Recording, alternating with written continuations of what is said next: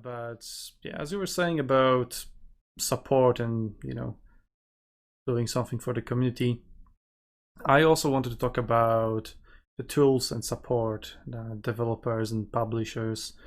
Well, that's a confusing matter in the case of Arena because we had so many different ones, and now we got another different one.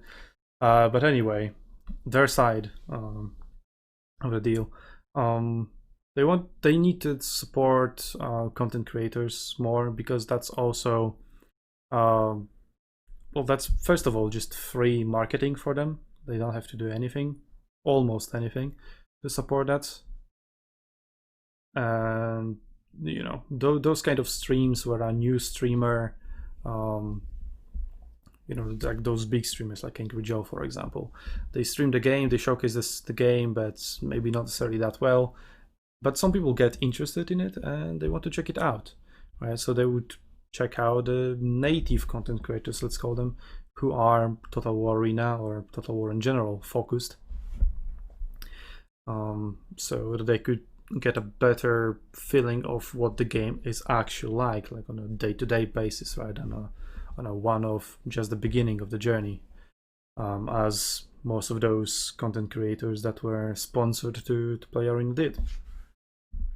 So I've been and well, I've enrolled myself to Conqueror's Blade content creator program, which is actually really nice. They did some really nice things that I'm surprised that Arena didn't.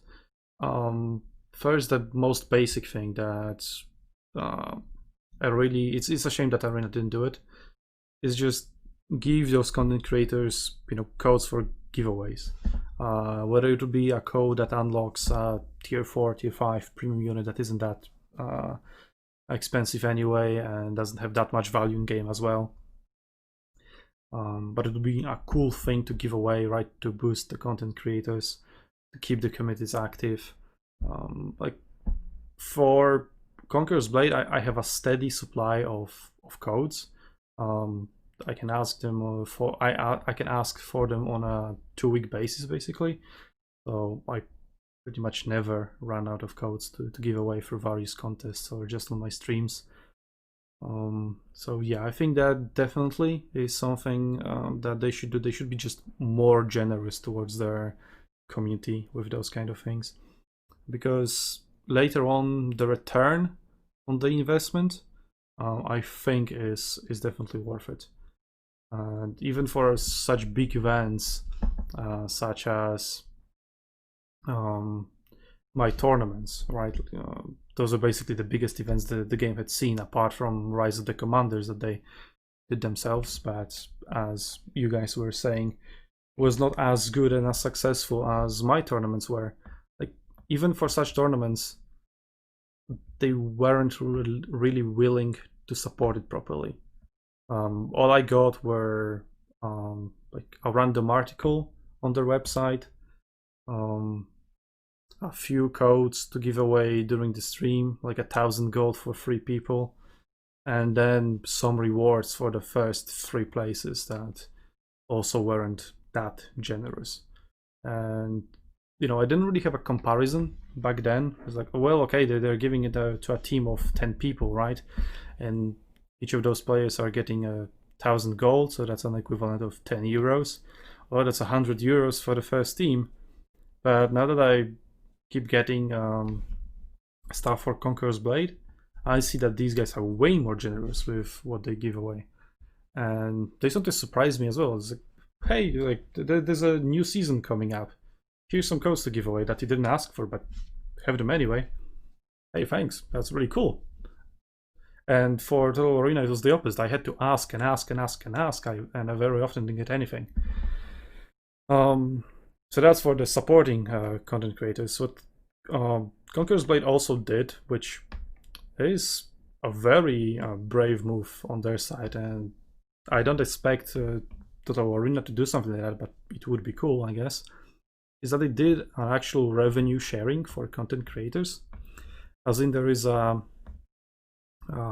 pack that you can only buy if you have a code from a content creator.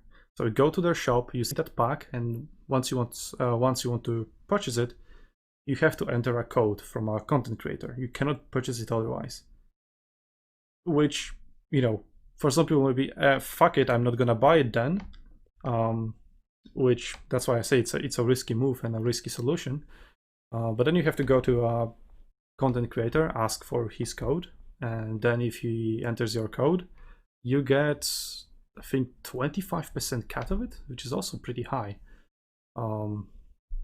And yeah, that's great for content creators, like a really great incentive for content creators to just keep promoting the game on their own, because they're getting a hefty cut out of it if they actually convince their community to buy some premium stuff.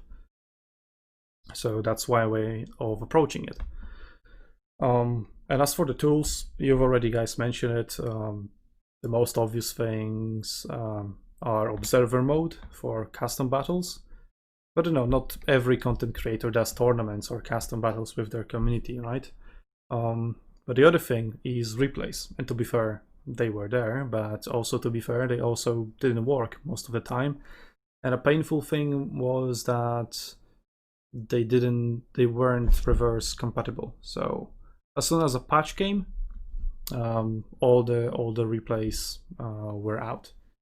So you play an amazing game on Wednesday, but you have to go to sleep. You don't have a time to record a video, and there's a patch Thursday morning, and that amazing game and amazing replay is gone. You cannot use it anymore because the patch wiped it out.